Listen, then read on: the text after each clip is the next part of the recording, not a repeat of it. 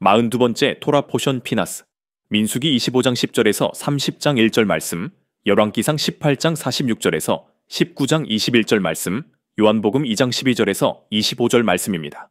이번 주 토라 포션은 이스라엘 백성의 죄에 대한 하나님의 진노와 그 가운데 나타난 제사장 비느하스의 열심, 그리고 그에 대한 하나님의 칭찬과 언약이 중심입니다. 민수기 25장에서 발람의 사악한 계략으로 이스라엘은 모압 여인들과의 음행과 우상 숭배를 하게 됩니다.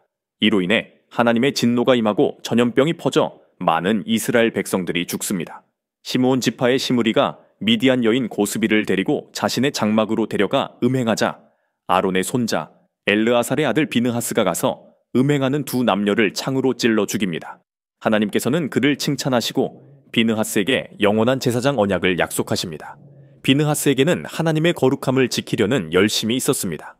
그러므로 하나님께서 보시기에 이것은 생명을 죽인 살인사건이 아니라 하나님의 공의를 회복하고 죄를 중단시키는 중재자로서 제사장적 역할을 감당한 사건인 것입니다.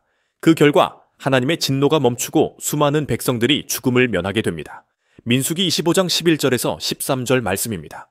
제사장 아론의 손자 엘르아살의 아들 비느하스가 내 질투심으로 질투하여 이스라엘 자손 중에서 내 노를 돌이켜서 내 질투심으로 그들을 소멸하지 않게 하였도다. 그러므로 말하라. 내가 그에게 내 평화의 언약을 주리니 그와 그의 후손에게 영원한 제사장 직분의 언약이라. 그가 그의 하나님을 위하여 질투하여 이스라엘 자손을 속죄하였음이니라. 그러나 하나님께서 허락하신 일이 아니었다면 비느하스는 토라에서 두세 명의 주인을 요구하고 열리는 재판의 과정을 생략하고 살인죄를 범하는 일이 될 수도 있었습니다. 비느하스 사건은 토라에서도 예외적인 특별한 사건으로 봅니다. 이는 평상시 적용되는 법이 아니라 하나님의 거룩함이 공개적으로 모욕당하고 공동체 전체가 멸망할 위기에 처한 경우에만 해당됩니다. 이것은 율법의 일반 원칙이 아니라 특별한 하나님의 허락 아래에서 가능한 한시적 처분입니다. 하지만 교회 역사를 보면 비느하스 사건에 대해 잘못 해석하여 비극이 일어났습니다. 교회사 속에서 비느하스처럼 하나님의 의로움이나 거룩함을 명분으로 삼아 폭력을 행사하거나 심지어 원수를 죽인 사례는 실제로 존재합니다. 그러나 대부분의 사건들은 후대에 정당화되지 않고 오히려 교회 내외에서 비판을 받습니다. 콘스탄티누스 대제는 기독교를 공인한 로마 황제입니다. 그는 다른 황제 리키니우스와 권력을 나누었으나 후에 그를 하나님의 적, 교회의 박해자라고 규정하고 전쟁 후에 그를 처형합니다. 콘스탄티누스는 자신의 행동이 하나님의 뜻이라 믿었으며 교회를 보호하기 위한 열심이라 여겼습니다. 그러나 후대 역사학자들은 개인적 정치 목적이 종교적 명분으로 포장되었을 가능성을 지적합니다. 또 다른 예로 종교개혁 당시 루터는 처음에 농민들의 자유 요구에 일부 공감했으나 반란이 격해지자 이를 무자비하게 진압해야 한다고 주장합니다. 그는 이렇게 썼습니다. 칼, 몽둥이, 곡괭이로 그들을 쳐라. 이것이 하나님께 복종하는 것이다. 루터는 질서를 지키기 위한 신학적 정당성을 부여했지만 수많은 사람들의 죽음으로 이어졌고 이는 그의 신학적 한계로 지적됩니다.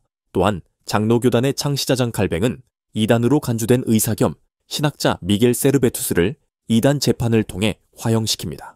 칼뱅은 이를 하나님의 거룩함을 지키는 행위로 여겼고 비느하스적 열심의 연장선에 있는 행동으로 해석될 수 있습니다. 그러나 현대 개혁주의 내부에서도 이는 칼뱅의 신학적 오류로 평가되며 사과와 반성이 이루어졌습니다. 우리 시대에도 비슷한 예가 존재합니다. 미국의 일부 반낙태 기독교인들 중 낙태병원 의사를 살해한 사건이 있었습니다.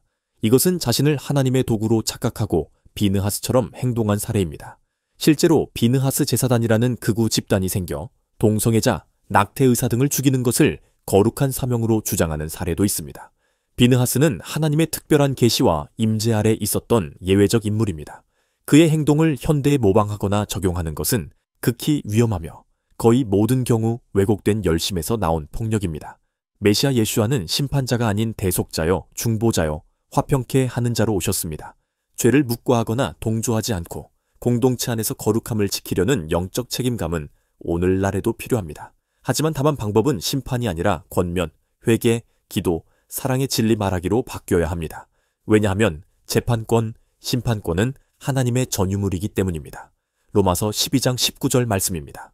내 사랑하는 자들아 너희가 친히 원수를 갚지 말고 하나님의 진노하심에 맡기라 기록되었으되 원수 갚는 것이 내게 있으니 내가 갚으리라고 주께서 말씀하시니라.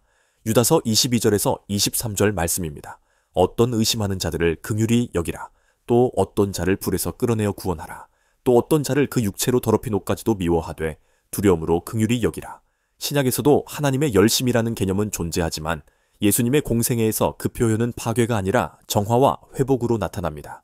메시아 예수와는 성전에서 상인들을 쫓아내셨지만 사람을 찌르거나 죽이지 않으셨습니다. 신약과 예수와의 가르침에서는 심판과 처단은 하나님의 몫이며 인간은 용서, 권면, 회개로 이끌어야 한다고 가르칩니다. 비느하스 사건은 특수한 신정국가 시대, 하나님의 직접 계시와 임재 속에서 이루어진 행위이며 현대에서는 재현될 수 없습니다. 예수와께서는 직접 심판하지 않으시고 십자가에서 인류의 죄를 대신하여 대속제물로 죽으셨습니다. 만일 그분이 비느하스처럼 행동하셨다면 수많은 천사들을 통해 불법을 행하는 자들을 모조리 죽이셨을 것입니다. 하지만 심판의 때를 주님의 재림으로 미루셨고 죄인들이 회개하며 돌아올 기회를 주셨습니다.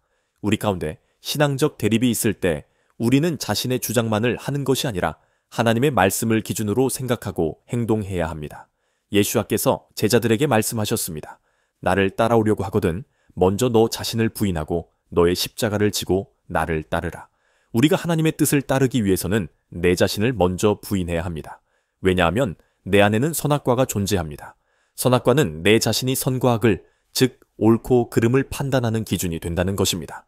그렇기 때문에 내 자신을 부인하지 않으면 하나님의 말씀을 똑바로 보지 못합니다. 그 후에 십자가를 지고 말씀이신 주님을 죽을 각오를 가지고 따라가야 합니다.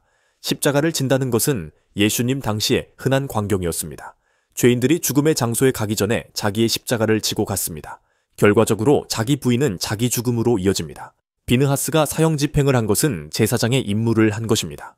이 행위는 앞으로 우리의 죄를 위해 죽으신 메시아이신 예수와께서 세상 끝날에 거룩한 성도들과 함께 하늘에서 내려와 땅의 왕들과 죄인들을 심판하실 것을 예고하고 있습니다.